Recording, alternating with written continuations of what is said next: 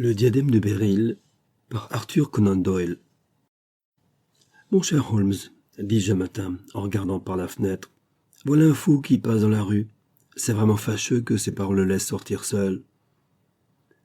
Mon ami se leva paresseusement, les mains dans les poches de sa robe de chambre, et s'approcha de moi pour regarder par-dessus mon épaule. C'était par une belle matinée de février. Le froid était piquant et la neige de la veille, couvrant encore le sol, étincelait au pâle soleil d'hiver. Au milieu de la rue, elle avait été piétinée et foulée et était devenue brunâtre. Mais sur les bords et sur les tas où on l'avait rejetée pour dégager les trottoirs, elle était immaculée. Les dalles grises avaient été balayées et grattées, mais restaient très glissantes, de sorte qu'on évitait d'y passer. Par le fait, dans la direction de la station du métropolitain, on ne voyait venir personne excepté l'individu dont l'allure excentrique avait attiré mon attention. C'était un homme d'environ 50 ans, grand, massif et imposant, au visage large, aux traits vigoureux. Sa mine était sévère mais soignée. Une redingote noire, un chapeau irréprochable, des guêtres brunes et un pantalon gris-perle de coupe excellente. Cependant, ses actions étaient en contradiction absolue avec la dignité de sa personne et de sa mise, car il courait de toutes ses forces, faisant de temps en temps un petit saut, comme un homme fatigué et qui n'est pas habitué à marcher au pas de course. Tout en courant, il gesticulait avec les mains, secouait la tête et faisait les grimaces les plus extraordinaires. Que diable peut-il bien avoir? Il regarde les numéros des maisons. Je crois qu'il vient ici, dit Holmes, se frottant les mains. Ici? Oui, j'ai comme une idée qu'il vient me consulter. Il me semble reconnaître les symptômes de la plus grande perplexité. Tenez, ne vous l'avais-je pas dit? L'homme, en effet, tout essoufflé, courait droit à la porte, saisissait la sonnette dont les tintements résonnèrent bientôt dans toute la maison. Un instant après, il était dans la pièce, toujours essoufflé, toujours gesticulant, mais avec une telle expression de chagrin et de désespoir que, cessant de rire, nous fûmes saisis d'horreur et de pitié. Pendant quelques minutes, il lui fut impossible de parler. Il se balançait de droite à gauche et s'arrachait les cheveux comme un homme qui a perdu la raison. Puis soudain, se levant d'un bond, il se jeta la tête contre le mur avec une telle violence que nous dûmes nous précipiter sur lui et le garder de force au milieu de la pièce. Sherlock Holmes le fit asseoir dans un fauteuil, se plaça à côté de lui, et lui frappant dans la main, tâcha de le réconforter avec ce ton enjoué qu'il savait si bien employer. « Vous êtes venu pour me dire votre histoire, n'est-ce pas? Vous êtes fatigué par votre course. Attendez que vous soyez remis, et alors nous serons trop heureux d'étudier le petit problème que vous nous aurez exposé. » La poitrine haletante, l'homme luttait encore contre son émotion. Enfin, passant son mouchoir sur son front, il serra les lèvres et nous regarda. « Vous devez me croire fou, dit-il. Je vois que vous êtes sous le coup de quelque grand malheur, répondit Holmes. Ah, Dieu sait. Un malheur si soudain et si terrible que c'est à en devenir fou. J'aurais pu supporter un déshonneur public, quoique je sois un homme dont la réputation n'a jamais subi la moindre atteinte. J'aurais pu supporter un malheur de famille, car c'est le lot de tout homme. Mais les deux réunis, et sous une forme aussi terrible, c'est trop. Mon cœur en est brisé. Et puis je ne suis pas seul en jeu. Les plus grands personnages du royaume peuvent en pâtir si on ne trouve pas moyen d'arranger cette horrible affaire. Remettez-vous, monsieur, dit Holmes, et veuillez me dire exactement qui vous êtes et ce qui vous est arrivé. Mon nom, répondit notre hôte, vous est probablement connu. Je suis Alexandre Holder, de la maison de banque Holder et Stevenson, de Threadneedle Street. Le nom m'était en effet connu, pour être celui du principal associé de l'une des plus importantes banques particulières de la cité. Que pouvait-il donc être arrivé pour mettre en ce pénible état un des premiers citoyens de Londres? Notre curiosité était excitée au dernier point. Enfin, notre visiteur fit un nouvel effort et commença ainsi son histoire. « Je sens que le temps est précieux, dit-il. C'est pourquoi je me suis hâté de venir, quand l'inspecteur de police m'a suggéré l'idée d'obtenir votre coopération. J'ai sauté dans le métropolitain et, de la gare, je suis venu à pied en courant. Parce que les fiacres ne vont pas vite par cette neige.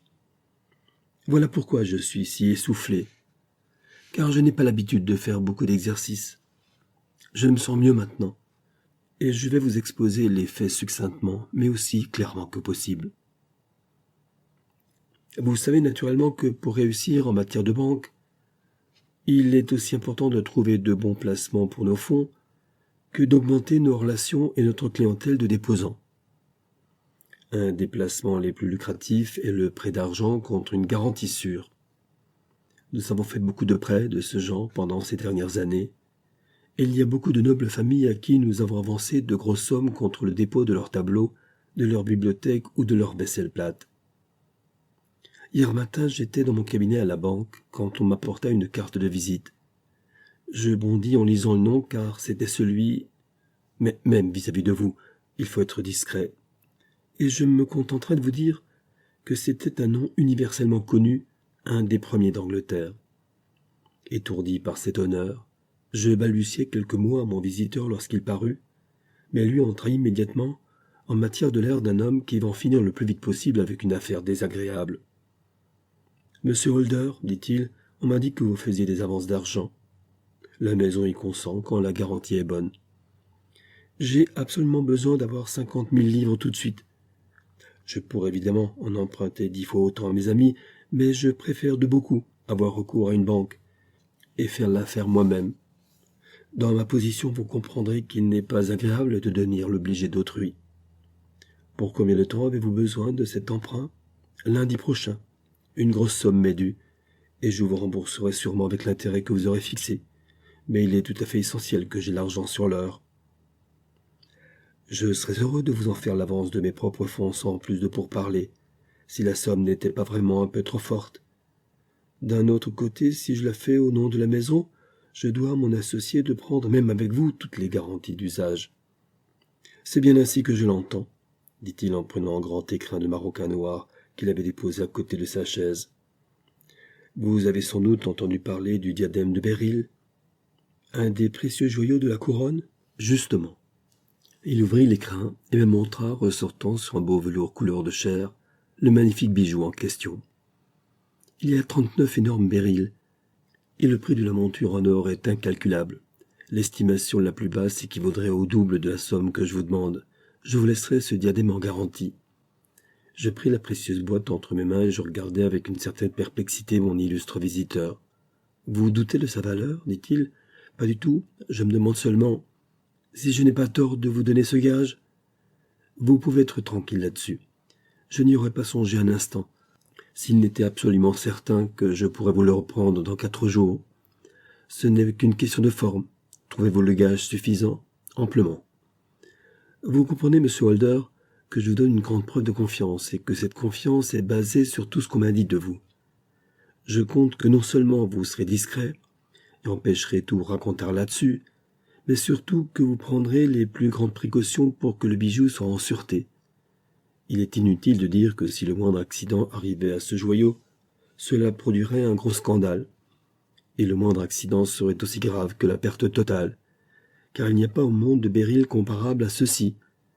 Néanmoins, je vous laisse le diadème en toute confiance, et je viendrai moi-même le reprendre lundi matin. Voyant mon client pressé de partir, je crus inutile de répondre, et appelant mon caissier, je lui donnai l'ordre de verser 50 billets de 1000 livres. Lorsque je me retrouvai seul ensuite avec le précieux écrin sur la table devant moi, je ne pus m'empêcher de trembler un peu en présence de l'immense responsabilité que j'avais assumée. Il était bien certain que ce bijou étant un bien national, un horrible scandale éclaterait si malheur lui arrivait. Je regrettais déjà d'avoir consenti à m'en charger. Néanmoins, il était trop tard pour revenir là-dessus. Je l'enfermai dans mon coffre-fort particulier et je me remis au travail. Quand vint le soir, il me sembla imprudent de laisser derrière moi au bureau un objet aussi précieux. Des coffres-forts de banquiers ont déjà été forcés et qui prouvaient que le mien ne le serait pas. Dans ce cas, quelle terrible position que celle où je me trouverais. Je résolus donc d'emporter l'écrin chaque jour, de façon à ce qu'il fût toujours réellement sous ma main. À cet effet, je hélai un fiacre, et je rentrai chez moi à Streatham avec le précieux bijou. Je ne respirai à l'aise que lorsque je l'eus déposé en sûreté au premier étage et que je l'eus enfermé dans le bureau de mon cabinet de toilette. Et maintenant un mot sur ma maison, monsieur Holmes.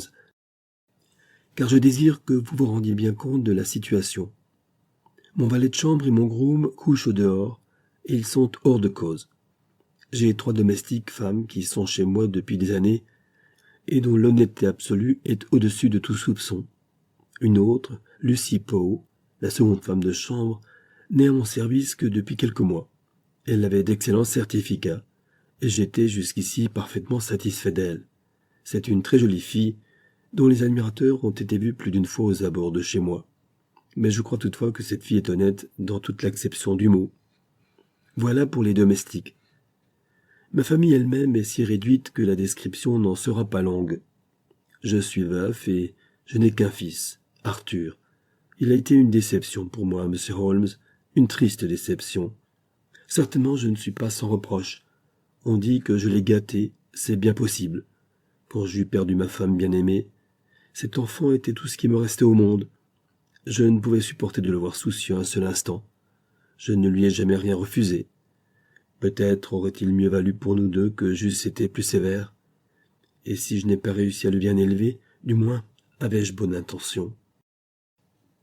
Je désirais naturellement qu'il me succédât à la banque, mais il n'avait pas l'esprit tourné aux affaires. Il était violent, entêté, et pour dire la vérité, je ne pouvais lui confier de grosses sommes d'argent.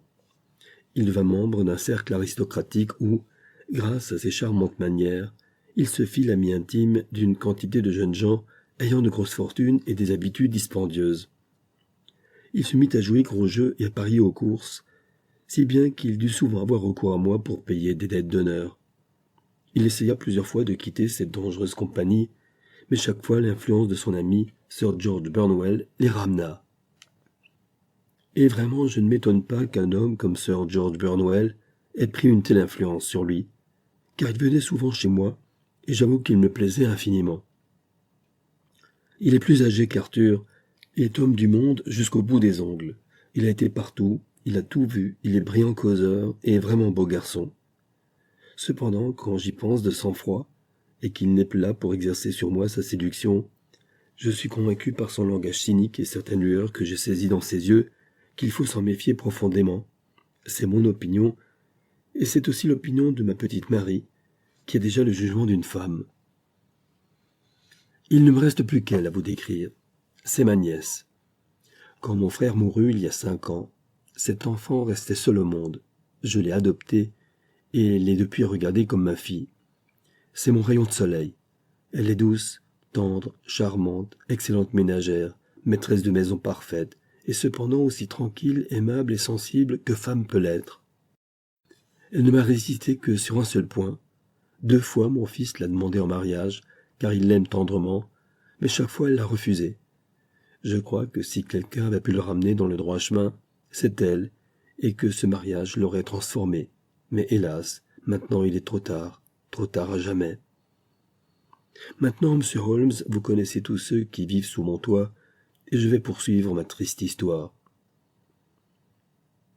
En prenant le café au salon après le dîner, je racontai l'aventure à Arthur et à Mary, et leur dis le précieux trésor que j'avais rapporté, m'abstenant seulement de nommer mon client. Je suis sûr que Lucy Poe, qui avait servi le café, était partie, mais je ne pourrais pas jurer que la porte fût fermée. Mary et Arthur m'écoutèrent avec beaucoup d'intérêt, et heureux voulaient voir le fameux diadème, mais je jugeais plus sage de n'y pas toucher. « Où l'avez-vous mis » demanda Arthur. « Dans mon bureau. »« Eh bien, je souhaite que les voleurs n'entrent pas dans la maison cette nuit, dit-il. Il est fermé à clé. »« Oh, n'importe quelle clé l'ouvrirait. Quand j'étais enfant, je l'ai ouvert avec la clé de l'armoire de la chambre de débarras. » Il disait souvent ainsi des bêtises et je ne fis pas attention à cette phrase. Mais il me suivit dans ma chambre cette nuit-là avec un air très grave. « Écoutez, papa, dit-il, les yeux baissés, pourriez-vous me donner 200 livres ? » « Non, je ne puis pas. » lui répondis-je vivement. « Je n'étais que trop généreux avec vous jusqu'ici. Vous avez été très bon, je le sais, mais il me faut cet argent à tout prix.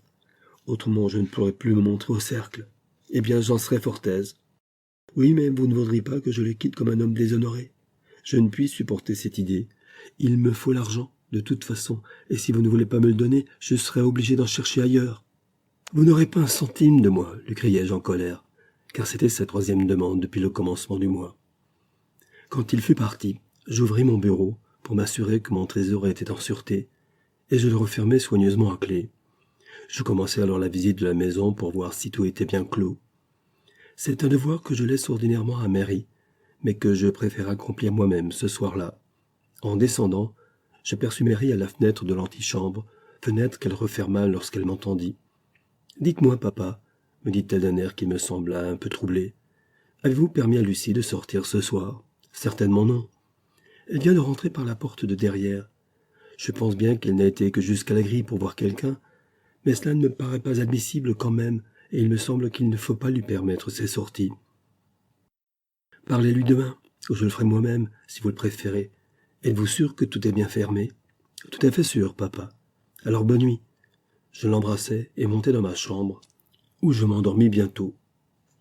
Comme vous le voyez, monsieur Holmes, j'entre dans les moindres détails. Malgré cela, j'espère que vous me questionnerez sur tout ce qui vous paraîtrait obscur. Je trouve votre récit parfaitement clair. J'en arrive au point intéressant. Je ne suis pas un profond dormeur, et comme j'étais préoccupé, mon sommeil devait être encore plus léger que de coutume. Vers 2 heures du matin, je fus réveillé par un bruit qui semblait venir de la maison. Le bruit avait cessé avant que je fusse bien éveillé, mais j'avais l'impression d'une fenêtre fermée doucement. Je restai couché, écoutant de toutes mes oreilles. Soudain, quelle ne fut pas mon horreur en entendant distinctement des pas étouffés dans la pièce voisine. Je me glissai hors de mon lit, tout palpitant de frayeur, et je regardai dans mon cabinet de toilette par la porte entr'ouverte. « Arthur !» criai-je. « Brigand, bandit, comment as-tu touché à ce diadème ?»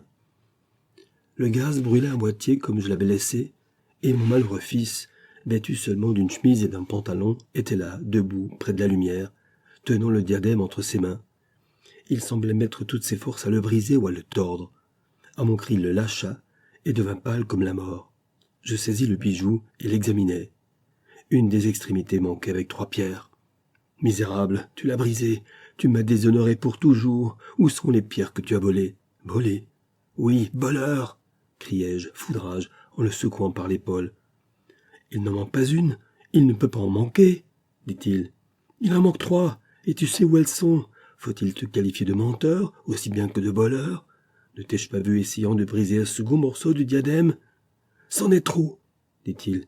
Plus un seul mot de cette affaire, et puisque vous avez trouvé bon de m'insulter, je quitterai votre maison demain matin, et je ferai tout seul mon chemin dans le monde. Tu quitteras la maison entre les mains de la police. Cette affaire sera tirée au clair. Vous n'apprendrez rien de moi, s'écria-t-il avec une émotion qui me surprit. S'il vous plaît d'appeler la police, que la police fasse une enquête. À ce moment, toute la maison était sur pied, car dans ma colère, j'avais élevé la voix. Mary arriva la première. À la vue du diadème et du visage d'Arthur, elle comprit la vérité, et poussant un cri, elle tomba sans connaissance. J'envoyai chercher la police, et je remis l'affaire entre ses mains. Quand l'inspecteur et l'agent de police entrèrent, Arthur, qui était resté là, les bras croisés, me demanda si j'avais l'intention de l'accuser de vol. Je répondis que ce n'était plus une affaire privée mais publique, puisque le diadème brisé était propriété nationale. J'étais décidé à laisser faire la justice. Au moins, dit-il, vous ne me ferez pas arrêter tout de suite. Il serait de votre intérêt, comme du mien, de me permettre de m'absenter ne fût-ce que 5 minutes. Pour te sauver, ou peut-être cacher ce que tu as volé.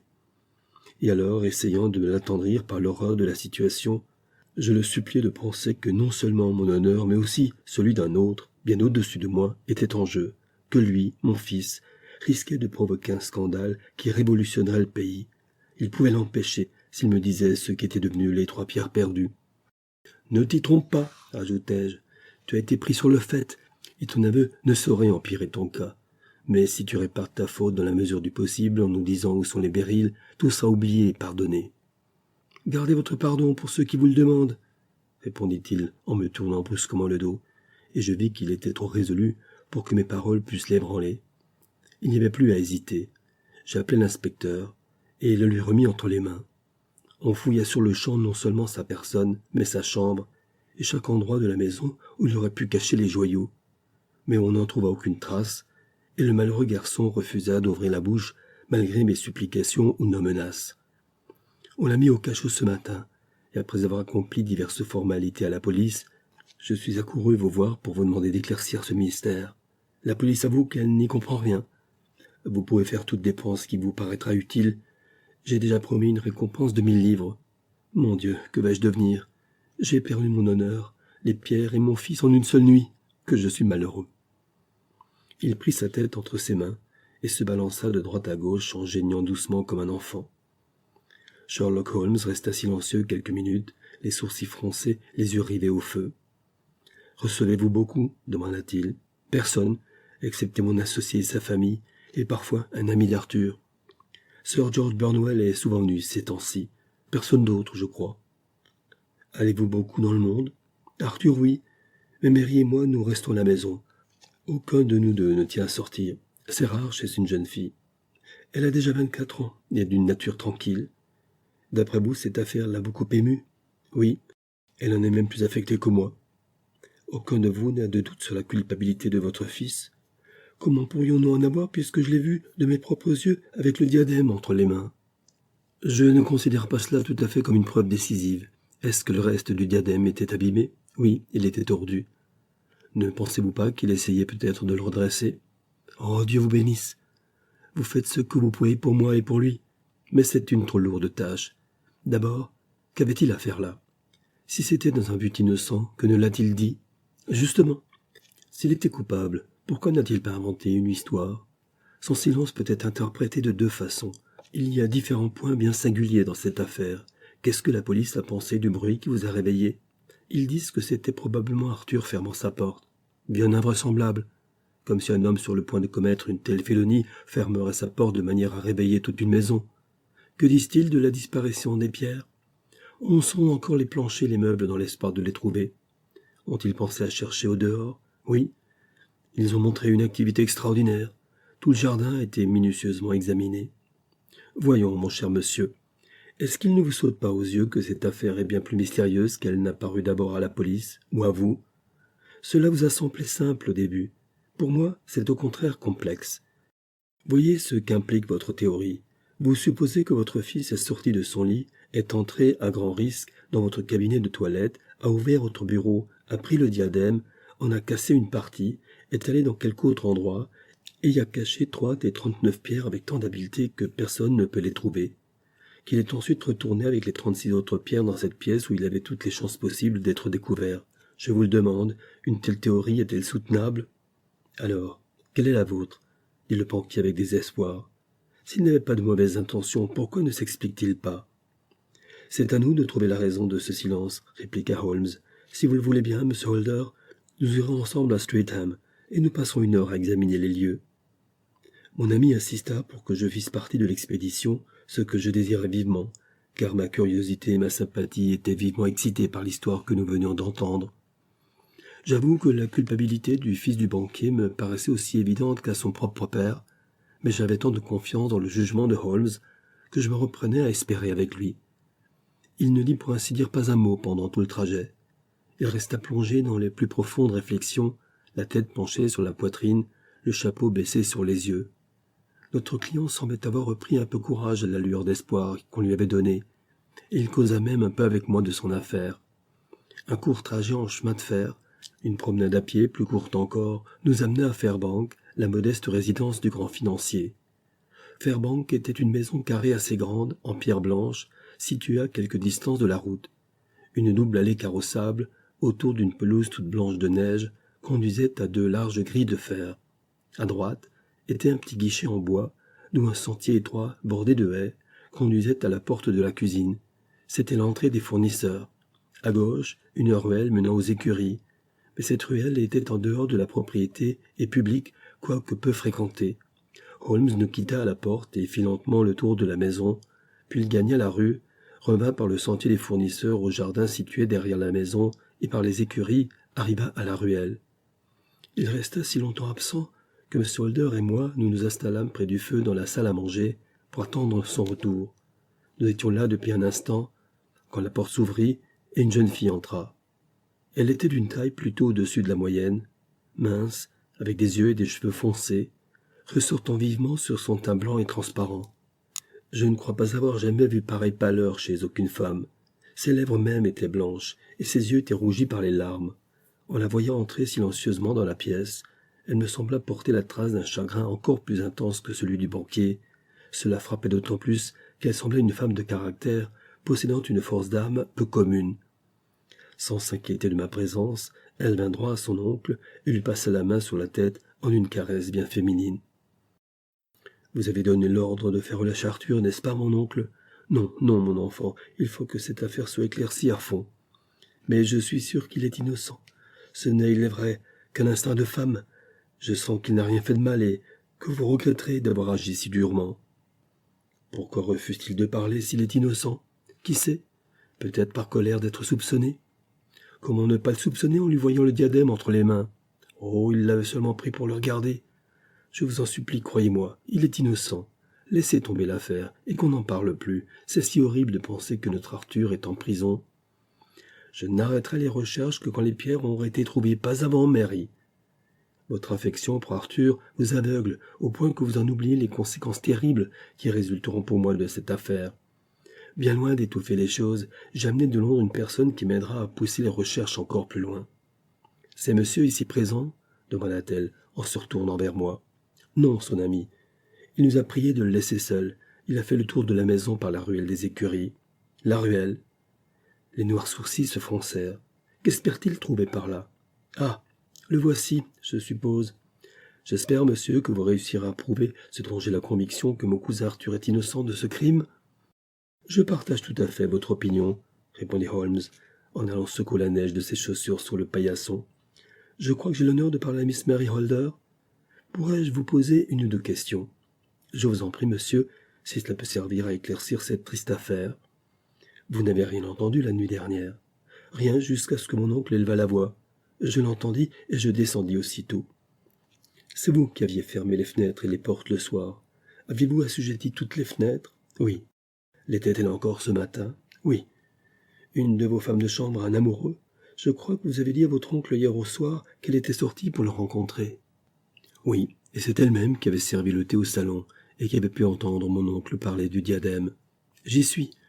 Vous en déduisez qu'elle peut être sortie pour avertir son amoureux et qu'ils ont pu à eux deux organiser le vol. Mais à quoi bon toutes ces conjectures? S'écria le banquier avec impatience, quand je vous dis que j'ai vu Arthur avec le diadème entre ses mains. Attendez un peu, monsieur Holder, nous y reviendrons. Et pour cette fille, Miss Holder, vous l'avez vue rentrer par la porte de la cuisine, je présume? Oui. Quand j'allais voir si la porte était bien fermée pour la nuit, je la trouvai qui se glissait à l'intérieur. J'aperçus aussi l'homme dans l'obscurité. Le connaissez-vous? Oh oui, c'est le marchand qui nous apporte les légumes. Il s'appelle Francis Prosper. Il se tenait, dit Holmes, à gauche et à une certaine distance de la porte. Oui, à gauche. Et il a une jambe de bois. Une lueur d'effroi sembla passer dans les yeux de la jeune fille. Êtes-vous donc un magicien? Dit-elle. Comment savez-vous cela? Elle souriait, mais la face maigre et expressive de Holmes demeura impassible. Je voudrais bien maintenant monter au premier, dit-il. J'aurai probablement besoin de sortir de nouveau. Ah, je vais inspecter les fenêtres du rez-de-chaussée avant de monter. Il alla rapidement de l'une à l'autre, puis s'arrêta plus longuement à la grande baie qui donnait du vestibule dans la ruelle. Il l'ouvrit et examina soigneusement le rebord avec sa loupe. « Montons maintenant, » dit-il enfin. Le cabinet de toilette du banquier était une pièce simplement meublée, avec un tapis gris, un grand bureau et une haute glace. Holmes alla d'abord au bureau et en examina la serrure. Quelle clé a-t-on employée pour l'ouvrir? Celle que mon fils lui-même a indiquée, celle de l'armoire de la chambre à débarras. L'avez-vous là? C'est celle qui est sur la toilette. Sherlock Holmes la prit et ouvrit le bureau. C'est une serrure silencieuse. Il n'est pas étonnant que cela ne vous ait pas réveillé. Cette boîte, je pense, renferme le diadème. Voyons-le. Il ouvrit l'écrin et, sortant le diadème, le posa sur la table. C'était un magnifique spécimen de l'art du joaillier, et les 36 pierres étaient les plus belles que j'ai jamais vues. Sur l'un des côtés, il était tordu. Il en manquait même à l'extrémité un morceau, celui précisément sur lequel étaient enchâssées les 3 pierres manquantes. Là, monsieur Holder, dit Holmes, voici le coin qui fait pendant à celui qui est si malheureusement perdu. Pourrais-je vous demander de le casser? Le banquier recula d'horreur. Jamais, je n'oserais même essayer. Eh bien, je vais l'oser. Holmes y mit toute sa force, mais sans aucun résultat. Je sens que cela cède un peu, dit-il, mais quoique j'ai les doigts extrêmement forts, il me faudrait beaucoup de temps pour réussir. Un homme ordinaire ne pourrait pas. Et qu'arriverait-il, à votre avis, monsieur Holder, si je le cassais? Cela ferait un bruit, comme un coup de pistolet. Allez-vous me dire que tout cela s'est passé à quelques pas de votre lit et que vous n'avez rien entendu? Je ne sais que penser. Tout cela est de plus en plus obscur.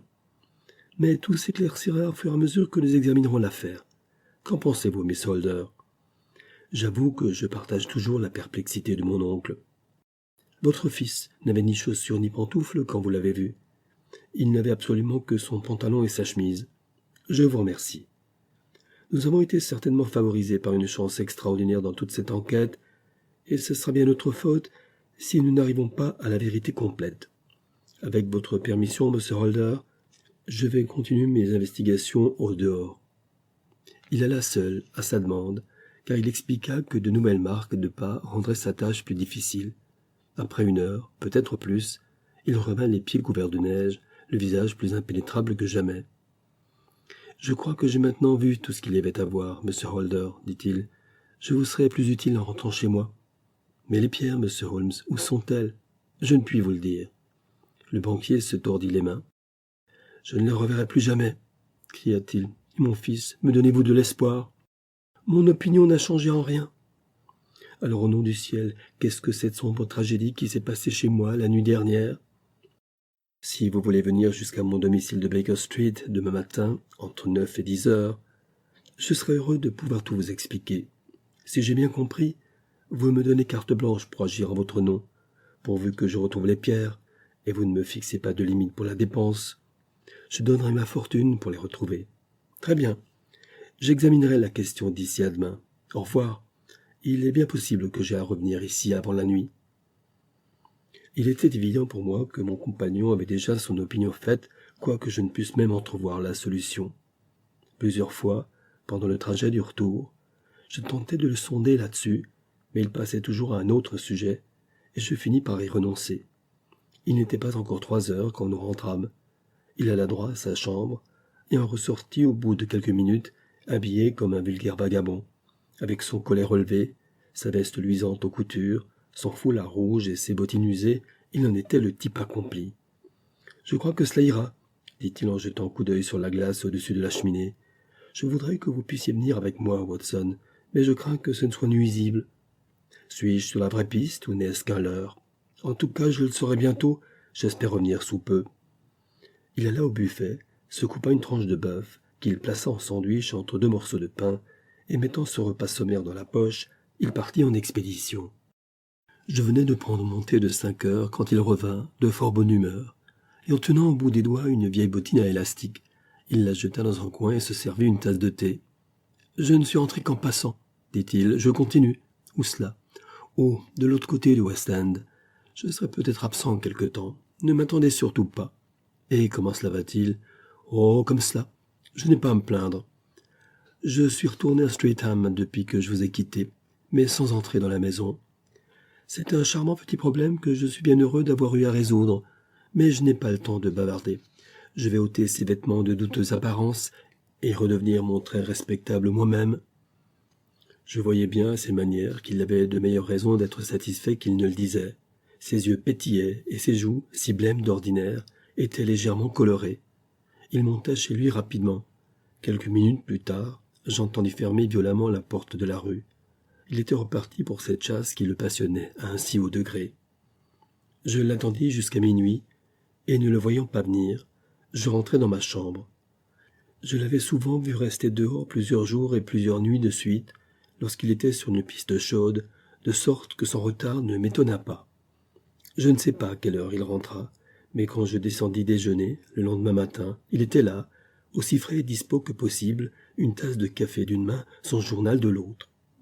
« Vous m'excuserez d'avoir commencé sans vous, Watson, » me dit-il, « mais vous vous rappelez que notre client doit venir d'assez bonne heure ce matin. »« C'est vrai qu'il est déjà 9 heures passées, » répondis-je. « Je crois même que le voilà. Il me semble avoir entendu sonner. » C'était en effet notre ami le financier. Je fus frappé du changement qui s'était fait en lui, car son visage, naturellement large et massif, était comme réduit et ratatiné, ses cheveux semblaient même avoir blanchi. Il rentra avec une paresse et une léthargie qui étaient encore plus pénibles à voir que sa violence de la veille, et il tomba lourdement dans le fauteuil que je lui avançai.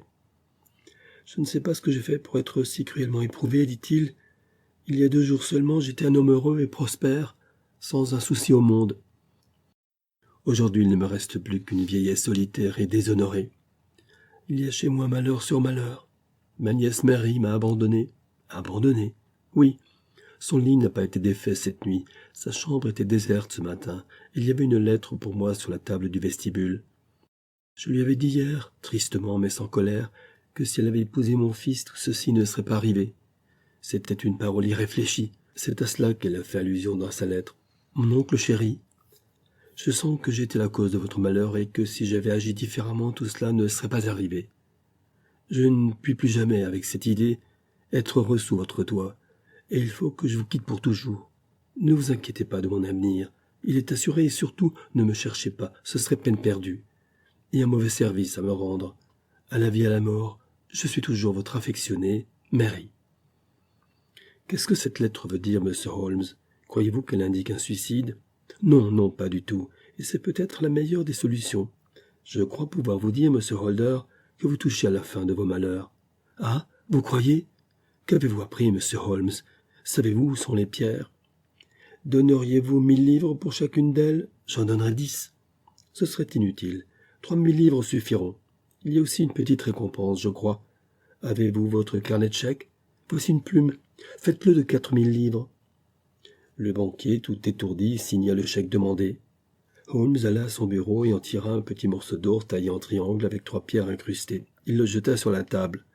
Avec un cri de joie, notre client s'en empara. « Vous l'avez » dit-il haletant. « Je suis sauvé, je suis sauvé !» La réaction fut aussi violente que le chagrin l'avait été, et le pauvre homme pressait les pierres retrouvées sur sa poitrine. « Vous avez une autre dette, monsieur Holder, » dit Sherlock Holmes, avec une certaine gravité. « Une dette ?» Il saisit la plume. « Dites la somme, je paierai. »« Non, pas à moi.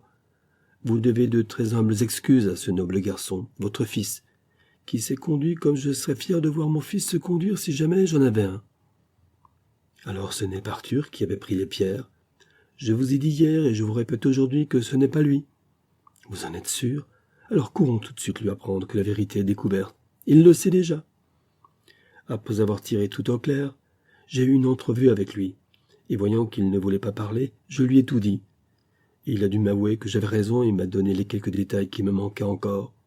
Maintenant, peut-être consentira-t-il à vous parler. Au nom du ciel, expliquez-moi donc cet extraordinaire mystère. Tout de suite, et je vous raconterai même comment je suis arrivé à la vérité. Mais laissez-moi vous dire d'abord le plus pénible pour vous et pour moi. Il y a eu entente entre Sir George Burnwell et votre nièce Mary. Ils se sont enfuis ensemble. Ma Mary? Impossible. C'est malheureusement plus que possible, c'est certain. Ni vous ni votre fils ne connaissiez le vrai caractère de cet homme que vous avez admis dans votre intimité. C'est l'un des hommes les plus dangereux d'Angleterre, un joueur ruiné, un misérable absolument désespéré, un homme sans cœur ni conscience. Votre nièce ne savait pas ce que sont de tels hommes. Quand il lui murmurait des paroles d'amour, les mêmes qu'il a murmurées à tant d'autres femmes avant elle, elle croyait avoir réussi à toucher son cœur. Satan inspirait ce misérable, et à la fin, la malheureuse devint un jouet entre ses mains. Elle avait chaque soir des rendez-vous avec lui. « Je ne peux pas, je ne veux pas croire à cela !» s'écria le banquier, dont le visage était devenu livide. « Eh bien, moi, je vais vous dire ce qui s'est passé chez vous l'autre nuit. Votre nièce, quand elle vous a cru rentrer dans votre chambre, est descendue doucement, est allée causer avec son amoureux à la fenêtre qui donne sur la ruelle. La marque de ses pieds a complètement traversé la neige, ce qui prouve qu'il est resté là fort longtemps. Elle lui parla du diadème. Lui, dont la hideuse passion pour l'or s'anima à cette nouvelle, plia votre nièce à sa volonté. Je ne doute pas qu'elle ne vous aime. Il y a des femmes chez qui l'amour d'un homme domine les autres affections. Je pense qu'elle doit être de celle-là. Elle avait à peine fini d'écouter ses instructions qu'elle vous vit descendre. Elle ferma la fenêtre rapidement et vous raconta l'escapade d'une des filles de chambre avec son amoureux à la jambe de bois, escapade qui était vraie d'ailleurs. Votre fils Arthur alla se coucher après sa conversation avec vous, mais il dormit mal à cause de l'ennui que lui causaient ses dettes de jeu. Au milieu de la nuit, il entendit un pas léger devant sa porte. Il se leva, et regardant dans le corridor, il fut très surpris d'y voir sa cousine marchant avec précaution et entrant dans votre cabinet de toilette.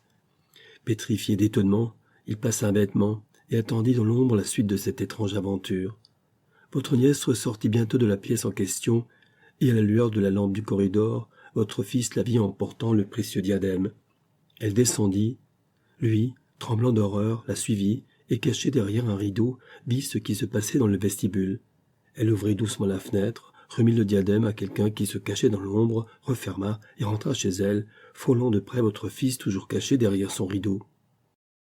Tant qu'elle était là, il ne pouvait rien faire sans perdre la femme qu'il aimait. Mais dès qu'elle eut disparu, il comprit quel malheur terrible c'était pour vous, et quelle importance il y avait à le conjurer. Il se précipita, tel qu'il était, nu-pieds, à la fenêtre, sauta dans la neige et courut dans la ruelle où il apercevait une ombre au clair de lune. Sir George Burnwell chercha à s'enfuir, mais Arthur le rattrapa. Il y eut lutte entre eux, votre fils tirant le diadème d'un côté et son adversaire de l'autre. Dans la mêlée, il frappa Sir George et le blessa au-dessus de l'œil. Quelque chose céda soudain, et votre fils, serrant le diadème entre les mains, se sauva, ferma la fenêtre et remonta chez vous. Il venait de s'apercevoir que le diadème avait été tordu dans la lutte et cherchait à le redresser quand vous êtes arrivés. « Est-ce possible ?» murmura le banquier. « Vous avez excité sa colère en l'injuriant au moment où il pensait qu'il venait de mériter vos plus chaudes félicitations. Il ne pouvait dire la vérité sans trahir quelqu'un qui certainement ne méritait pas tant de considération. Mais il prit le parti le plus chevaleresque et garda son secret.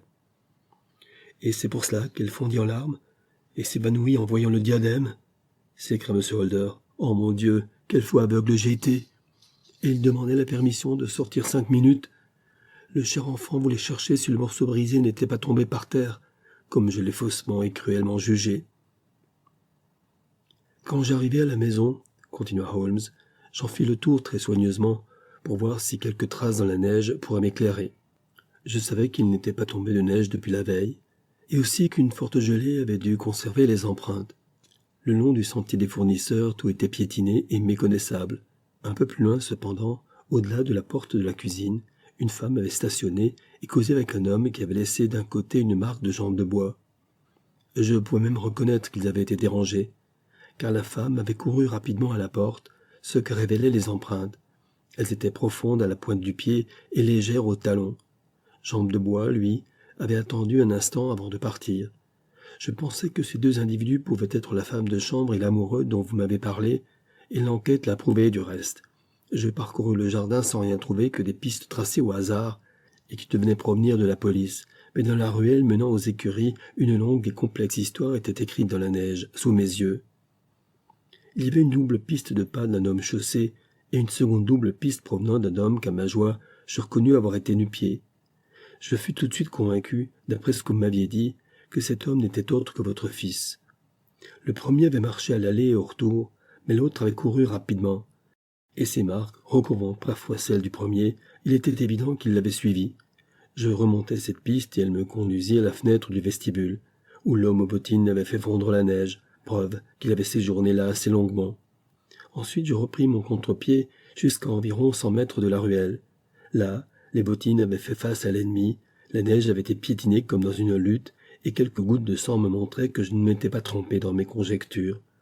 L'homme aux bottines avait encore couru dans la ruelle, et de nouvelles traces de sang montraient que c'était lui qui avait été blessé.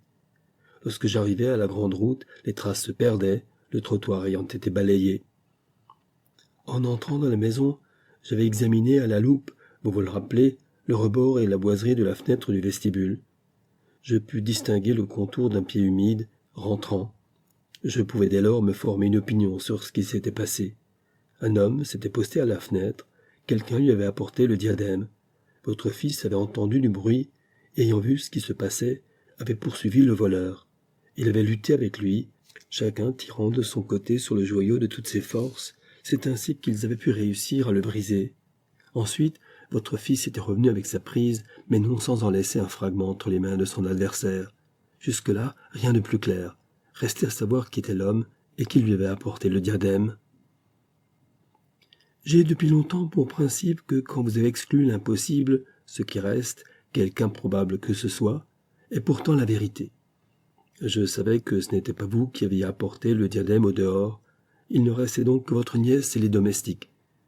Mais si c'étaient les domestiques, pourquoi votre fils se serait-il laissé accuser à leur place? Il n'y avait aucune raison pour cela, tandis qu'il y avait dans son amour pour sa cousine une excellente raison de garder le secret, d'autant plus que ce secret entraînait le déshonneur. Lorsque je me rappelais que vous aviez vu la jeune fille à la fenêtre, et qu'elle s'était évanouie en revoyant le diadème, Ma conjecture devint une certitude. Et quel pouvait être son complice? Un amoureux, évidemment, le seul être qui put lui faire oublier l'affection et la reconnaissance qu'elle vous devait. Je savais que vous sortiez peu, et que votre cercle d'amis était très restreint, mais parmi eux était Sir George Burnwell. J'avais entendu parler de lui comme d'un homme de mauvaise réputation. L'homme aux bottines ne pouvait être que lui, les bijoux devaient être entre ses mains. Même reconnu par Arthur, il pouvait se croire en sûreté, car il était impossible que votre fils le dénonçât sans compromettre sa propre famille. Maintenant, vous devinez facilement les moyens que j'employais. J'allais sous le déguisement d'un vagabond à la maison de Sir George. Je fis la connaissance de son valet de chambre, qui m'apprit que son maître s'était blessé à la tête la nuit précédente, et finalement, pour la modeste somme de 6 shillings, j'acquis une preuve irrécusable en acquérant une paire de ses vieilles chaussures. Je les apportai à Streatham, et vis qu'elles s'adaptaient exactement aux marques que j'avais constatées dans la neige. J'ai vu un vagabond de mauvaise tournure dans la ruelle, hier après-midi. Précisément, c'était moi. Ayant trouvé mon homme, je rentrai et changeai d'habit. Mais le plus délicat restait encore à faire. Il ne fallait pas de poursuite, pour éviter le scandale, et je savais qu'un misérable aussi retors que Sir George comprendrait ce qui nous liait les mains. J'allais le voir.